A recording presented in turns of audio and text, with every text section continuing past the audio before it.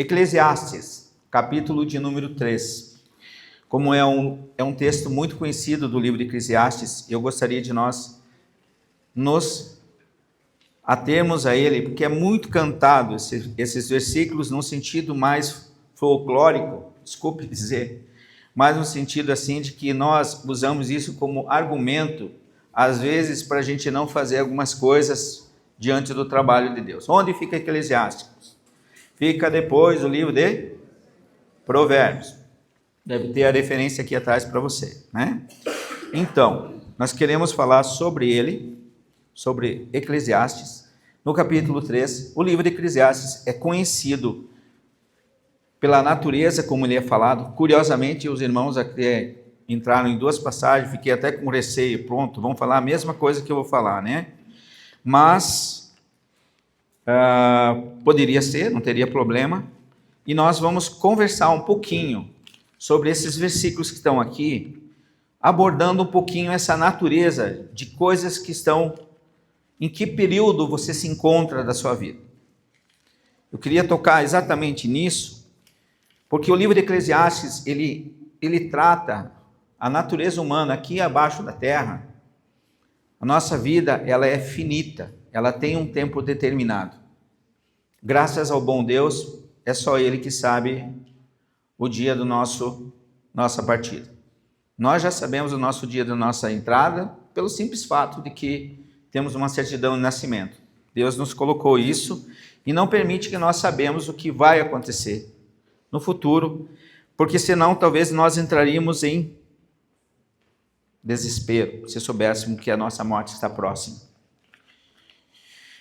E é um tempo que nós vamos curtir. Eu gostaria que você se atentasse e lesse. E normalmente nós usamos isso como uma espécie de filosofia de vida. Eu queria tirar um pouco dessa ideia e nós trazemos um pouco para a realidade nossa. Você conhece o texto porque é o texto mais lido do livro de Eclesiastes, tá? E realmente o é. Tudo tem o seu tempo indeterminado. E o tempo para todo o propósito debaixo do céu. Então, tudo tem um tempo determinado. Nós não temos tempo infinito. Tá? Há tempo para nascer. Já aconteceu? Ou você vai nascer ainda? Há tempo para morrer, há tempo para plantar e há tempo para arrancar o que se plantou, tempo para matar e tempo para curar, tempo para derrubar o tempo para edificar, tempo para chorar e tempo para rir, tempo para prantear, tempo para dançar, tempo para espalhar pedras, tempo para juntar pedras, tempo para abraçar e tempo para afastar-se de abraçar. Tempo para buscar tudo e tempo para perder, tempo para guardar e tempo para deixar fora, tempo para rasgar e tempo para coser, tempo para estar calado e tempo para falar, tempo para amar e tempo para odiar, tempo de guerra e tempo de paz. Que proveito tem o trabalho de tudo aquilo em que o homem trabalha? Tenho visto o trabalho de Deus aos filhos dos homens, para que com eles o afligir. Tudo fez formoso em seu tempo, também pôs a eternidade no coração dos homens, contudo, não podem descobrir a obra de Deus fez desde o princípio até o fim. Sei que as coisas melhores para eles do que se alegrarem e fazerem o bem na sua vida, e também que todo homem coma e beba e desfrute o bem de tudo que o seu trabalho, isto é, carisma ou caris ou dom de Deus. Tá? Conhecidíssimo de todos, esse texto aqui reflete o fato de que nós estamos em tempos para todas as coisas. Você está vivendo em qual estação da sua vida? Em qual momento você está? A gente tem uma mania de adiantar ou tentarmos fazermos que as coisas aconteçam de forma... Nós gostaríamos de estar na estação verão eterno. Só sol, praia e mar. Só o tempo bom. Quando nós entramos num tempo difícil, nós queremos logo sair dele. Nós ficamos até meio desesperados. E Deus, ele disse que a nossa vida vai ser assim. Ela vai ter o que nós chamamos de altos e baixos. Nós vamos viver nesse ciclo. E nós vamos passar por ele, precisando entender que nós precisamos passar por ele. É um período que você precisa passar. Não vai ter jeito. Você tem que passar por ele. E isso faz com que nós, eu e você, quando não estamos na área de conforto da nossa vida, nós fazemos o quê? Nós entramos em crise. Pensamos que até mesmo Deus deixou nós para trás. Então ele fala de que todo o nosso tempo é um tempo determinado debaixo da terra. Esse texto, ele é complementar de outros textos, que Eclesiastes é com Salomão falando, o homem mais rico da face da terra, o mais sábio que Deus deu depois de Jesus, falando do tempo. Até o irmão aqui citou que tudo que nós fizemos é vaidade. Vaidade das vaidades. Ele começa o texto lá no capítulo 1, o pregador, filho de Davi, rei de Jerusalém, nada mais, nada menos que Salomão, diz assim: vaidade das vaidades, diz o pregador, vaidade das vaidades, tudo é vaidade. Então ele está num tempo difícil da vida dele, ele está provavelmente no final da vida dele, ele já passou tudo o que poderia passar um homem, entre riquezas, bens materiais, bens físicos, prazeres humanos de toda a natureza. Todos nós sabemos, ou pelo menos a maioria conhece o texto de 1 Reis, capítulo 11, onde Deus dá um resumo histórico da vida de Salomão, dizendo que ele passou, inclusive ele tinha quantas mulheres? 1000, né? Se uma dá trabalho, imagina, né? 1000, né? Não. Uma faz um bem para os seus maridos, né? Não faz, né? Senão hoje muita gente ia ficar fora de casa, né? Muitos homens iam ficar fora de casa. Então nós estamos aqui fazendo o que? Dizendo a entender, né?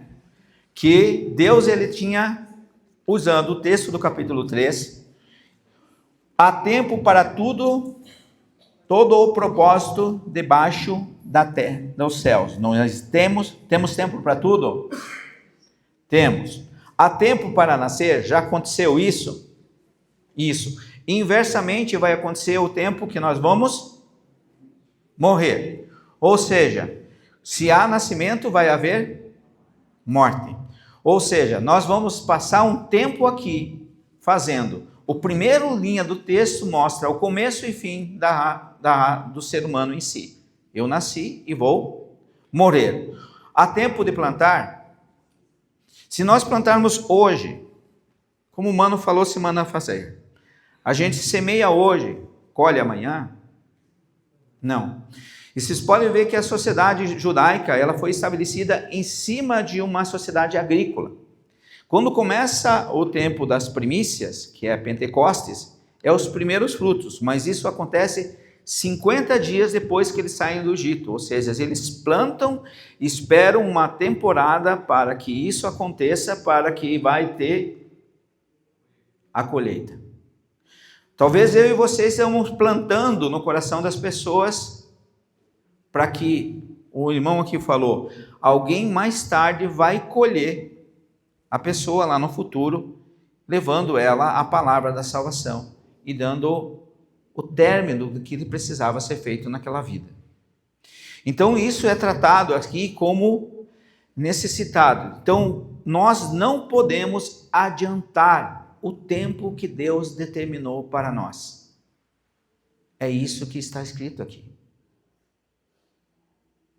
nós ficamos limitados. Deus ele está coordenando todos os movimentos nossos de como nós fazer. E eu pergunto para vocês, quem conhece um pouco da história de Atos dos Apóstolos, quando conta a história do maior homem que nós fomos escritor do Novo Testamento, chamado Paulo, a briga é saber quanto tempo entre a conversão de Paulo e o momento que Paulo é lançado ao ministério. No mínimo, 8 anos. Durante 8 anos, uns estimam até 13 anos. Durante 8 anos, o que Paulo ficou fazendo?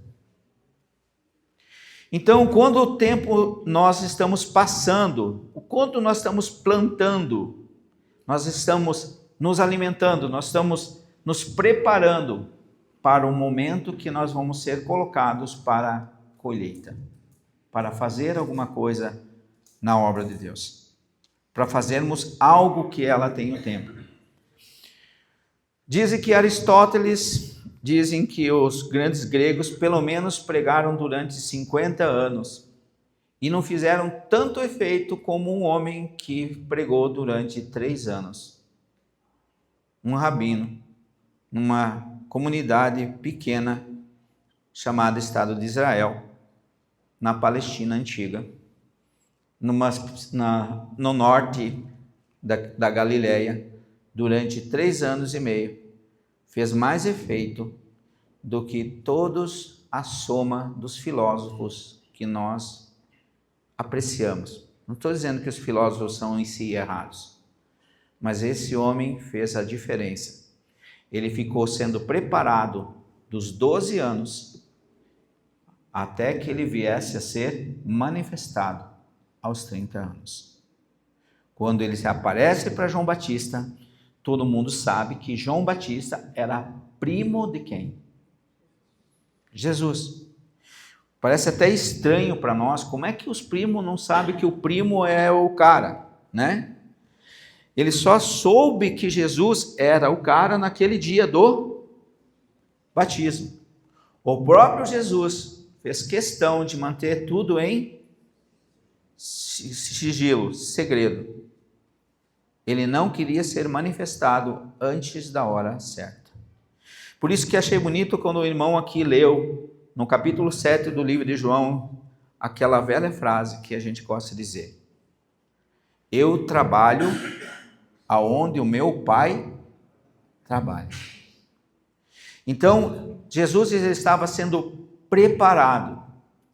E ele, nesse templo, onde a gente está plantando, só plantando, ainda não é o tempo de arrancar e puxar a colheita. E nessa plantação, esse tempo que nós estamos plantando, o que você está fazendo da sua vida? Em qual estágio está essa plantação?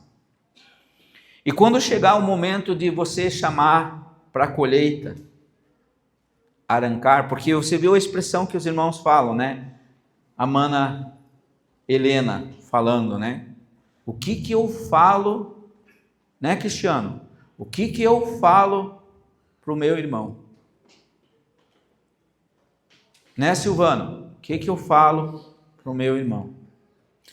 Eu gostaria até de desafiar os irmãos e de a gente ter uma conversa à parte, que um dia, se fosse possível, e nós sentarmos e explicarmos de uma outra forma de como você pode falar rapidamente algo que eu e você tomamos um período de 4 meses para falar para uma pessoa que ela está enferma e ao ponto de passar para a eternidade. Então, tem muito a ver que todas essas etapas, eu e você, todas as vezes que nós pulamos elas e adiantamos, uma planta que se planta hoje, nós sabemos hoje que pela genética que nós fazemos, nós aceleramos muita coisa. A gente pode botar o alface dentro de uma estufa pequeno e fazer ela crescer rapidamente. Mas todo mundo aqui fala que o alface que for feito lá na natureza e deixar o tempo devido para ele ser cultivado e crescer, parece que ele é melhor. Aí falo dos irmãos lá que gostam de fazer uns negócios de boi, corta boi para cá, corta boi. Tem uns negócios aqui, ó. Aqui só tem fazendeiro dentro desse lugar aqui, né? Tem uns 3, 4 fazendeiros. Se bobear, gente, nós temos metade do estado de Santa Catarina está aqui, né? Mas é boi para cá, boi para lá. Cadê o Fernando? Ah, o Fernando está aqui. Ah, daí, né? E o seu Miguel também já estava conversando, né? Então, o que a gente está dizendo? É melhor o boi criado por você ou o boi que você compra no mercado? Isso. Por quê? Ele foi amadurecendo no tempo certo. Eu sei que nós necessitamos muitas coisas. Quando nós adiantamos algumas coisas na obra do Senhor, nós também acabamos sendo ansiosos demais e querendo.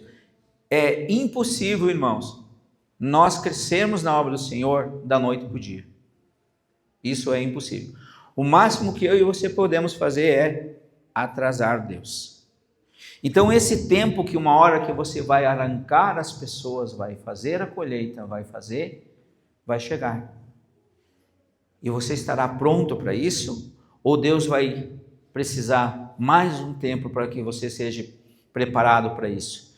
Eu não falo só dos irmãos que levam a palavra, eu falo daqueles que têm outros dons e outras coisas na obra do Senhor que são extremamente necessárias. A manutenção desse lugar aqui. Os diáconos que cuidam disso daqui. Os irmãos que cuidam do financeiro. O manuseio sabe que eu e ele não podemos cuidar disso. Tem que ser um outro irmão. Por uma questão de princípios bíblicos. Está escrito lá que são os diáconos que cuidam do administrativo. Tempo para matar e tempo para curar. A morte vai passar pela nossa vida? Alguém gosta de perder alguém? Não. Também não gosto. Mas parece que isso faz parte da natureza nossa enquanto eu e você estivermos aqui. Mas também ele fala que nós sofremos pelas pessoas que morrem, que são pessoas queridas. Essa semana foram 2 que morreram. Minha tia, nossa tia, né, Adriana? E um rapaz, provavelmente por overdose de cocaína, deu um ataque cardíaco e foi encontrado morto no apartamento dele. Dinheiro não faltava, mas a vida se foi, não deixou ninguém. Fala de um tempo de cura, é o que eu estou passando, e que a Romana está passando, que o Thales está passando, e as pessoas que passaram pela perda de alguém próximo estão passando. Normalmente é assim, nós precisamos, e não tem como adiantar, Deus precisa que a gente passe esse período. E ele ainda fala mais, há tempo de chorar. Eu vejo que os irmãos aqui têm uma meia dúzia com dom de misericórdia, né? Porque quando começa a falar, o mano Sidney começou quase a chorar lá na oração dele, querido, né? Por quê? Porque nós devemos chorar pelas almas que estão perdidas por aí, irmãos, e a gente parece que não se constrange que as pessoas realmente estão indo para um lugar desagradável. Irmãos, vou repetir o que a gente já tantas vezes falou. Não há salvação fora de Cristo. Né? Se você quiser lá usar Atos, capítulo 4, versículo 12, você vai lá dizer, né? Não há salvação fora de Cristo. Examinais as Escrituras, porque julgais nela ter a vida eterna, porque elas testificam de mim. O texto do capítulo 5 do livro de João, versículo 39.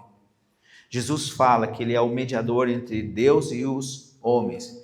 1 Timóteo, capítulo 2, versículo 5. E ele fala também que há um tempo que nós temos que sorrir, porque nós não aguentamos as lágrimas eternas. Nós precisamos de um tempo de alegria no nosso coração. E também Deus até colocou um refrigério para a gente, né? Cuidar de animais pequenininhos lá em casa.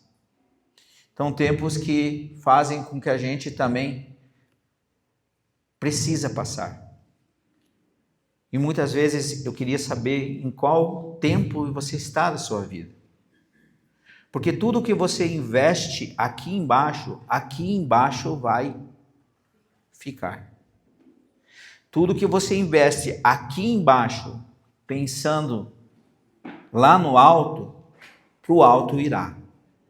Então ele fala de tempo de prantear, tempo de dançar. Opa! Mas a Bíblia está proibindo dançar? Não, nunca proibiu de dançar. Nós podemos dançar. Sim. Se você vê os rabinos, você vê na tradição judaica, eles estão lá dançando. Eles dançam. Né? Sempre gostaram. É daquela região lá, é típica disso. Então, nós temos tempo para espalhar pedras. E temos tempo para ajuntar as coisas. Deus, ele colocou, esses tempos não são uma sequência de eventos, irmãos, assim, ó. Nós podemos estar fazendo muitas coisas ao mesmo tempo, não individualmente como se fosse uma sequência. A primeira frase diz que nós nascemos e vamos morrer. Mas o resto, ele está meio intercalado, não está exatamente numa ordem, como se a gente tivesse que fazer, como se o pregador dissesse para nós que essa vai ser a sequência de eventos que vai acontecer na terra. Eu queria lembrar que Deus colocou no vosso coração a eternidade.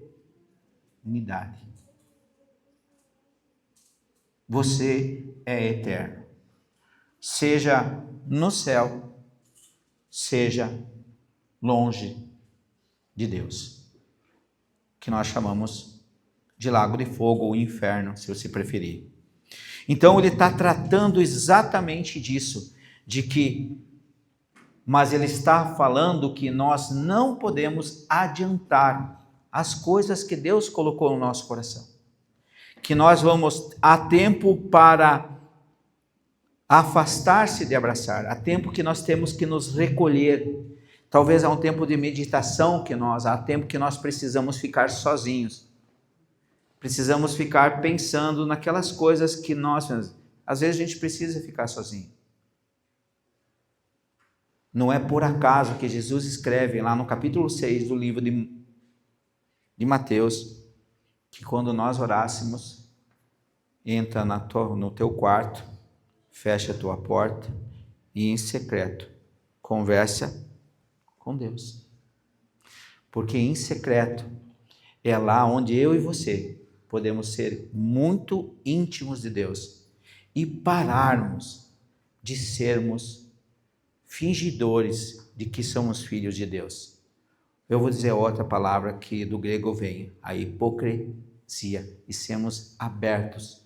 Ou seja, há um tempo que eu e você precisamos ficar sozinhos, com nós mesmos, porque faz bem para nós, às vezes, meditar. Lembre-se, na verdade, você nunca está sozinho. Se o Espírito Santo habita em mim como habita em você, você jamais está sozinho. Mas é necessário esse tempo de nós ficarmos. Mas todos esses tempos têm um período determinado. Eles não são infinitos. Nós podemos fazer com que eles fiquem mais longos ou mais curtos, mas eles vão existir, precisam existir na nossa vida. E ele diz mais isso, ó, há um tempo para buscar tudo, há um tempo de perder, há um tempo de guardar, há um tempo de deixar fora, ou deixar fora. Há um tempo de rasgar, há um tempo de costurar. Então, Deus não estava dizendo que a nossa vida continua sendo, e nós adoramos viver, principalmente no século onde o prazer, o hedonismo, a necessidade de ser constantemente vivendo uma legal. tem sido a primazia. Não é à toa que todos nós vivemos no estado de precisamos de um analgésico, precisamos de alguma coisa porque vivemos em crise, porque achamos que a nossa vida tem que ser um eterno prazer. Homens fortes precisam passar. E ali ele fala, há tempo de guerra, teremos guerra? Teremos guerra.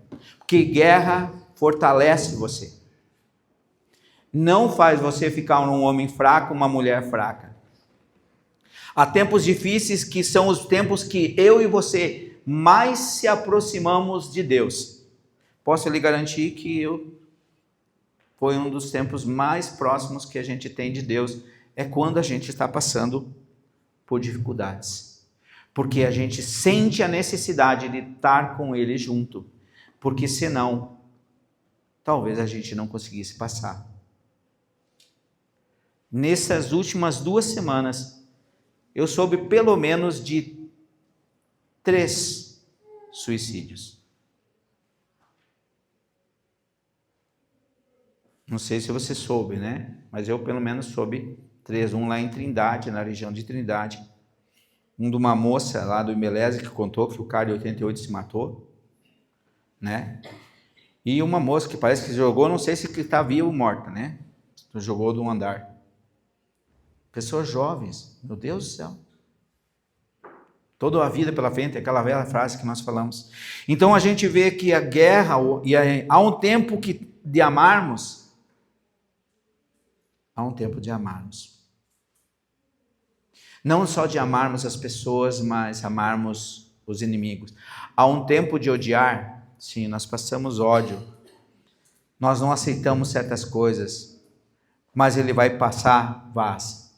Há um tempo de guerra, sim, mas há um tempo de paz, porque nós não aguentamos viver eternamente num ciclo, num determinado ponto, sempre sofrendo. E talvez hoje eu diga graças a Deus que Deus levou a Tamar.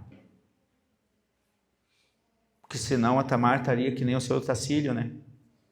Nosso vizinho da frente lá, que está há mais de 5 anos em cima de uma cama lá. Por mais que a gente gostasse que ela estivesse aqui. E desejasse que estivesse aqui. Né? Mas Deus sabia que era o melhor para ela. Mesmo que não fosse o melhor para mim. Mas era o melhor para ela. Ela está num lugar excelente, porque ela creu em Jesus como seu único e suficiente Salvador. Então isso é importante nós escutarmos, mas eu queria ainda tocar nesse assunto e dizer mais uma coisa, que proveito tem o homem para que tudo o que nós fazemos debaixo da terra? Caixão não tem gaveta. Normalmente nós deixamos para alguém que nós achamos competente o suficiente, que não é metade da competência que você tem.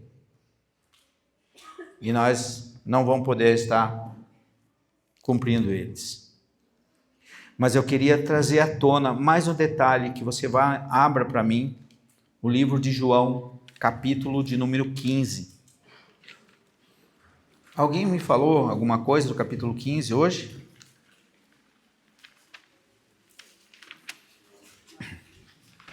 Ou São João, como você quiser.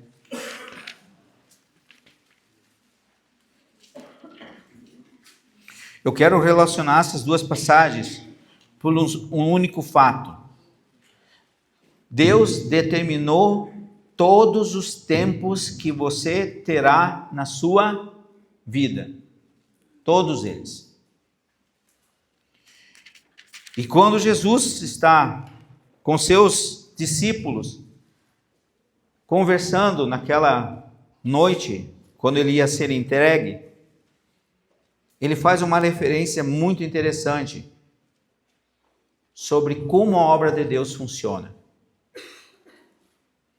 No capítulo 15 do livro de João, Jesus se autoafirma: eu sou a videira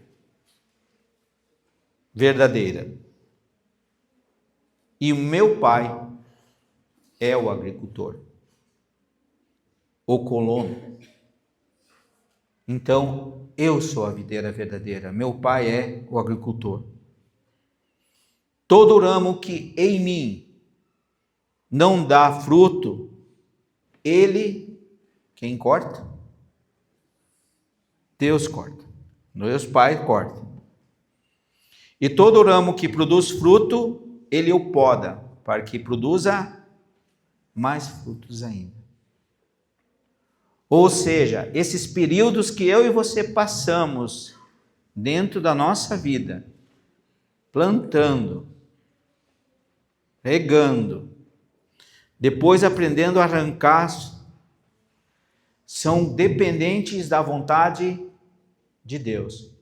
Por que eu e você andamos sempre ansiosos? Porque às vezes a gente quer plantar hoje, quer colher amanhã. E toda aquela árvore, a gente já viu esse momento que os irmãos, eu acho que já devem ter feito a poda, né? Mês de agosto e setembro é a poda das uvas, né? No Brasil, né? Então, por que você faz a poda?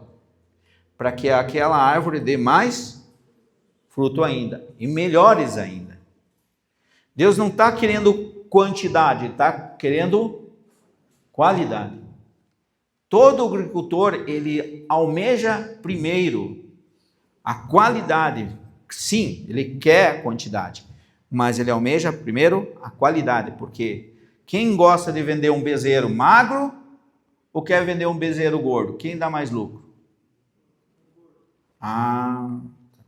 Deus é capitalista, é isso mesmo. Então, quanto a vós estáis limpo, ele poda, para que produzam mais frutos ainda. Quanto a vós já estáis, pois por causa da palavra, vós estáis limpo, vocês estão limpos.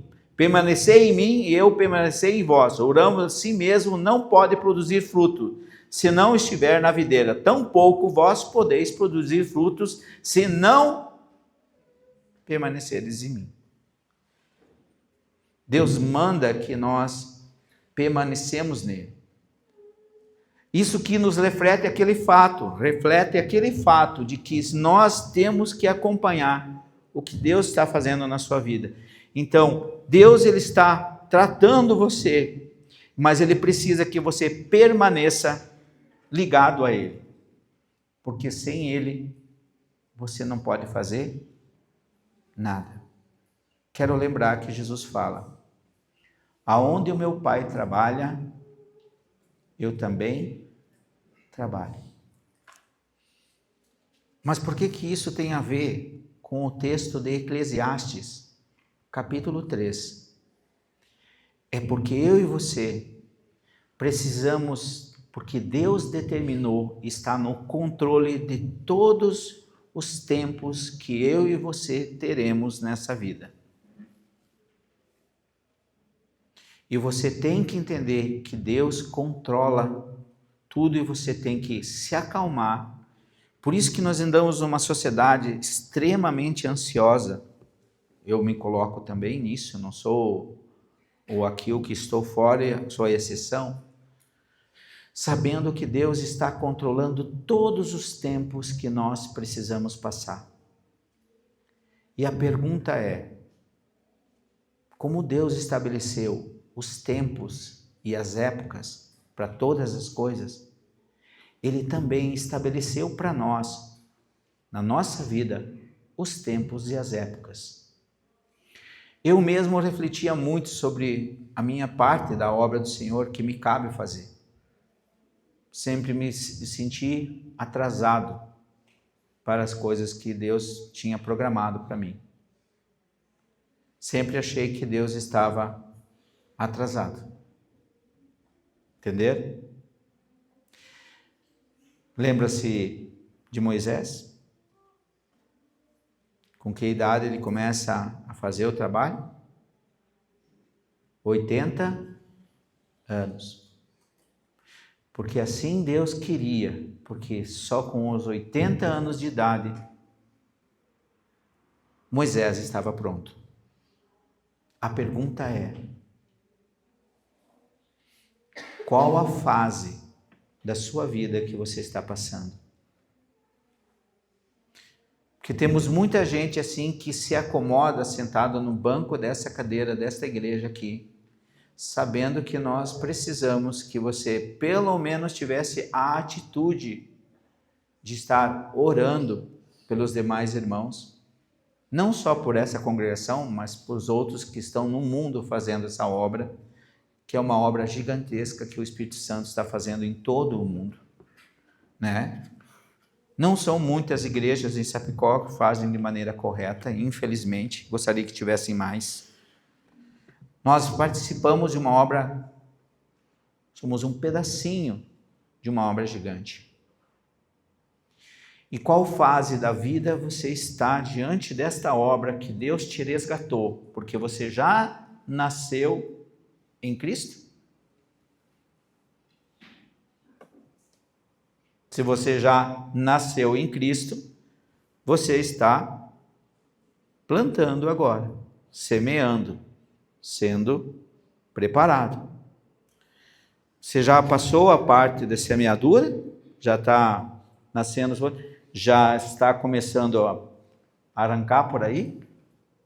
Você já está em guerra, porque o mundo, você comprou uma guerra que antes você não tinha, que agora até os teus parentes chamam você de crente e você fica bravo, que você vai virar pastor, e que daí pastor você vai ficar rico, ter 2 papagaios em casa, desculpe a brincadeira. Não, porque pastor não é para ser rico, pastor é para ser servo de um Deus que ama você. Então, o que você está fazendo da sua vida? Porque Deus determinou todos os tempos que você tem que fazer. Mais do que uma filosofia de dizer que eu tenho que passar por isso, passar por isso, passar por isso, passar por isso. Eu quero lembrar você que Deus está fazendo muitas coisas ao mesmo tempo em você, só que você só percebe algumas delas. Então, tudo que está debaixo da terra já está determinado. Eu queria que você pensasse que as suas obras, do que você está fazendo, Deus está limpando você, está podando você, está tirando os insos que atrapalham a tua obra com Ele. Ninguém gosta de videira que não produza. É impressionante como nós olhamos para a natureza e Deus usa a natureza como reflexo do que Ele gostaria que nós fizéssemos na obra dele. As podas no tempo certo, a limpeza no tempo certo, o adubamento no tempo certo, a colheita, o agricultor ele espera pacientemente, ele não planta fora da época, ele não colhe fora da época, apesar de que nós temos secante, não sei o que vocês falam, né? Temos aí os etc, etc, etc. Mas nós fazemos uma sequência de eventos que nós precisamos de tempo e espaço para fazer. E nesse tempo que você está hoje aqui, no dia 24 de agosto de 2025, aonde você está? Está crescendo ou está simplesmente sendo isso aqui mais uma vez repetido entre os irmãos? Mais uma palestra para você ouvir e esquecer quando passar por aquela porta. Pense sobre isso. Deus está podando você, arrumando a eira. Todos aqueles ciclos que Deus fala lá, nós vamos passar. E Deus colocou a eternidade no seu coração, mesmo sabendo que o teu tempo físico, nesse mundo caído que eu e você nascemos, destituídos da glória de Deus, indo, infelizmente, no nosso nascimento, indo para o lago do fogo, e daí Deus interviu na sua vida, tirou você de lá e você agora está caminhando com Ele num tempo de ajustes e acertos e pedindo para você fazer um pouco do serviço dele.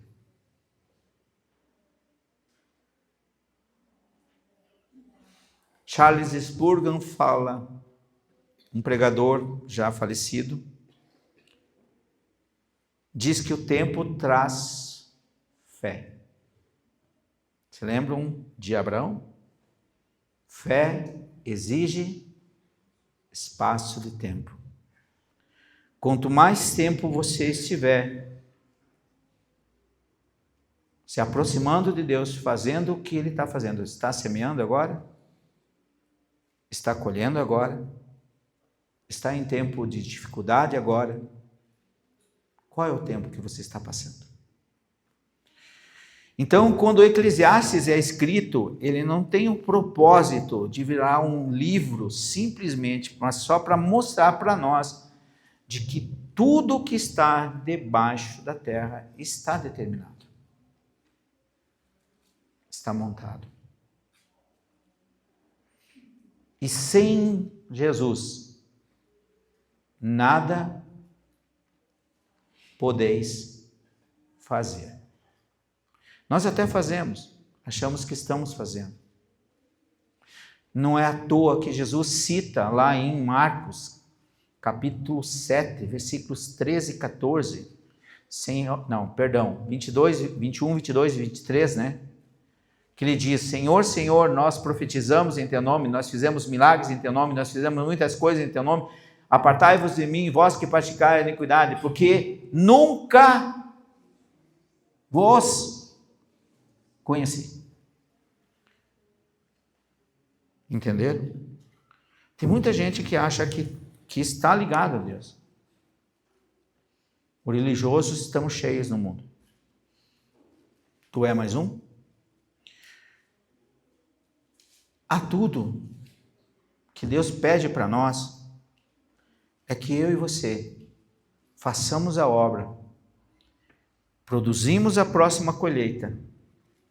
A gente até brinca, né? Normalmente a gente dá 2 estudos por ano, os irmãos aqui, né? Em geral. A gente não espera a colheita? Sim, a gente quer que pessoas creiam em Cristo. A pessoa vai ainda lá na Tuiú do Peté, lá, né? Tuiú do Peté é uma igreja famosa. Vai lá e os caras até dizem, né? Até os irmãos até disseram, né? É igualzinha. Meu Deus do céu. Chega a ser triste de ouvir uma frase dessa, né? O cara não entendeu absolutamente nada. Não estou dizendo que só aqui tem irmãos em Cristo. Nós temos várias outras congregações que têm irmãos em Cristo. Mas dá para contar nos dedos, infelizmente. Então, olha Eclesiastes, que Deus determinou todos os tempos, e esses tempos não vão ser abreviados, e você precisa passar por eles, porque faz parte da natureza. O sofrimento traz perseverança. Ainda lembro do livro de Tiago, né? Nós precisamos, a mente humana, o sofrimento humano, as necessidades humanas fazem a gente se tornar pessoas fortes. Eu era o único capaz lá, vendo meu tio perdendo a sua esposa, de ter uma ideia da dor que ele estava passando. Não porque era uma vantagem para mim isso, mas eu podia me botar no lugar dele, por ter perdido também uma esposa. Não porque eu era melhor. Mas Deus, Ele faz treinamentos com nós para a gente fazer certas obras em certos lugares. Jamais saberei o que uma pessoa é viciada em cocaína passa, porque eu nunca vou ser viciado. Mas talvez, se você tenha passado e Deus te tirou daquilo, você possa ajudar essa gente que passa esses lugares. Não é por acaso o trabalho e o sofrimento e as coisas que você passa. Nada debaixo dos céus é obra do acaso. Amém? Pense nisso e faça as coisas com a vontade do Senhor no vosso coração. Lembrando a todos que desejarem, né, já se escalaram ali, que possam estar orando pelos irmãos que estão fazendo a obra lá em Covanto, os outros irmãos que estão dando o estudo bíblico, os que estão fazendo estudo na terça, os que estão fazendo estudo na quarta, os outros irmãos que estão levando a palavra. Pense que Deus está precisando em que fase você está, em qual estação da sua vida você está passando. Inverno, verão, outono, primavera. Porque você está.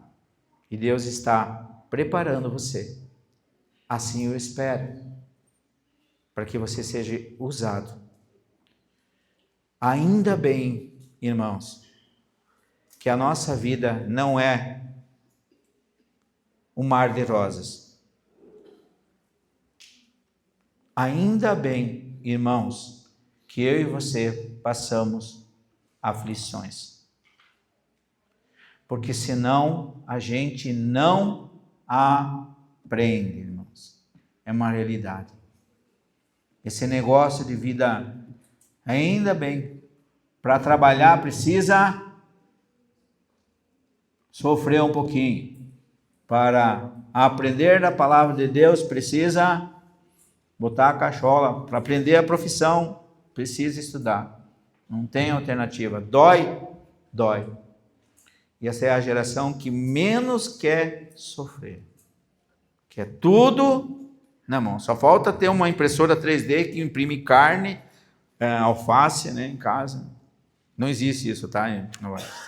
Ainda bem. Amém?